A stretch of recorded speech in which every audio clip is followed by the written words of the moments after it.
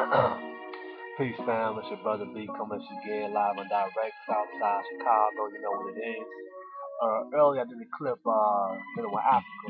And I think it was a pretty good clip. The thoughts was well put together, I believe, in my assessment.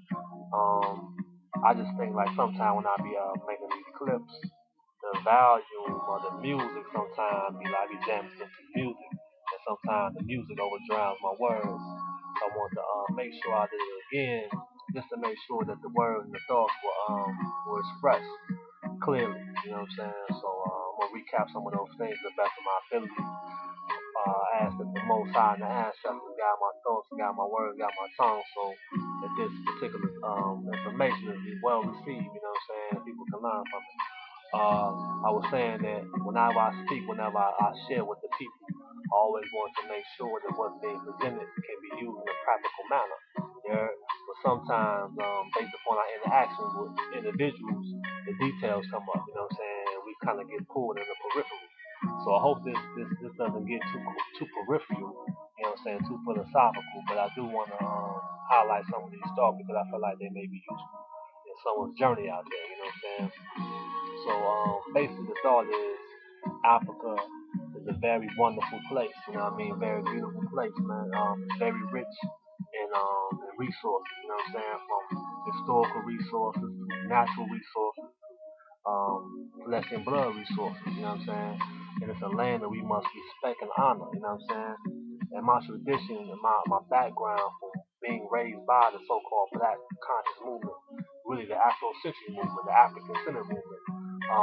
People like John McClaw, Dr. Ben, John D. Jackson, George M. James, Chancellor Williams, Amos Wilson, Isaiah Koto, you know what I mean? My personal mentor like Boss Shikari and brothers like that, man, really equipped me to Silicon Dungeon Houston when I want a big hub. That's why Quasi.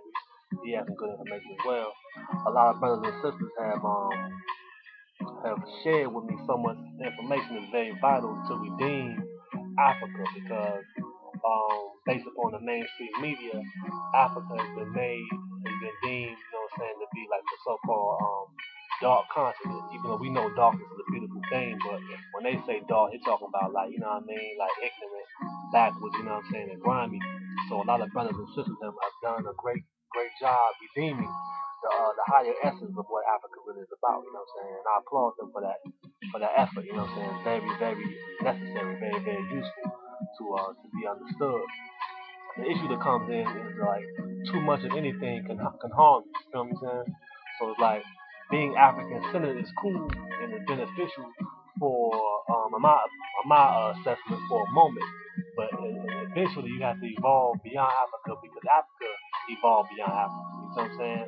According to most histories, African people began in Africa, but they spread out throughout the world. So we as African centered scholars will also spread to encompass the all, encompass the globe. You see what I'm saying? Because that's what we actually are. It's global people. You know what I'm saying? We can't let our blackness black out everything around us. You know what I'm saying? Being so centered on Africa that we're not able to see the other realities that exist on the planet. You know what I'm saying? How we relate to it. You know what I'm saying? How it affects us. So I just wanted to touch on that, and also wanted to say that as Elijah Muhammad says that we are in the lesson it says who is the original man. It says the original man is the Asiatic black man, the maker, the owner, the cream of the planet Earth, father of civilization, God of the universe. You know what I'm saying? So let's look at the whole piece of being Asiatic. Now we're not talking about Asiatics as being like, you know what I'm saying, Asians. We're talking about Asia being one time one of the names that they used for the entire landmass. Like they used to call it Pangaea as well. That's one of the names, but Asia is one of the names. So the messenger Elijah Muhammad was teaching us that yeah, all of this belongs to us. You know what I'm saying? We are the maker and owner of all this. You know what I'm saying? All atmospheres, all land terrains. You know what I'm saying? Emerge or what have their being with us. You know what I'm saying? And for further documentation, I would say Ivan Van Sertima was a supreme scholar in that field. He has books like African Origin of Europe, African Origin of Asia, African Origins of early presence in early America. I mean, a lot of different scholarship has been presented to show that we are not continental. And my man Bobby Hemmett, he had a DVD. He was talking about how back in the day there was a strategic plan to make black people believe that they're just continental, that they're just Africans. But reality is we're global, fam, and we're really stellar. Yeah, we're really cosmic beings. We're not going to really touch on that right now.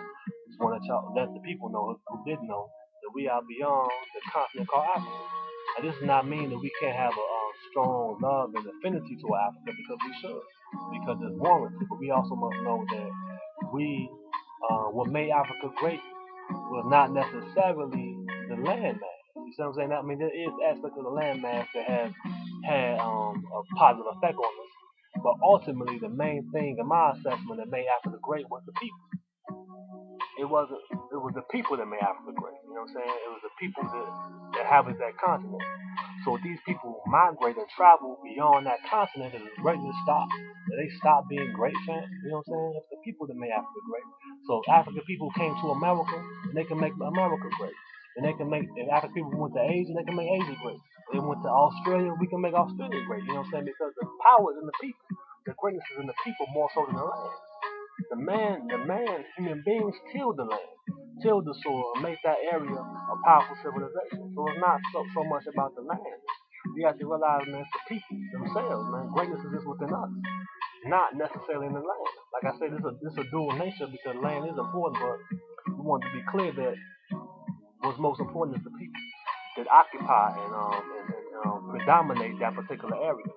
So that's what we want to touch on, and also I want to show love and vindicate where we at, man. Because a lot of times we've been taught that this is the land of our captivity, and African Americans are backwards. We have no culture, we have no language, we have nothing. You know what I'm saying? So we're the ones now being demeaned by the rest of the world, more so in Africa, because Africa is not being embraced. You know what I'm saying? And we're being defaced. We're being ridiculed for who we are. You know what I'm saying? This landmass.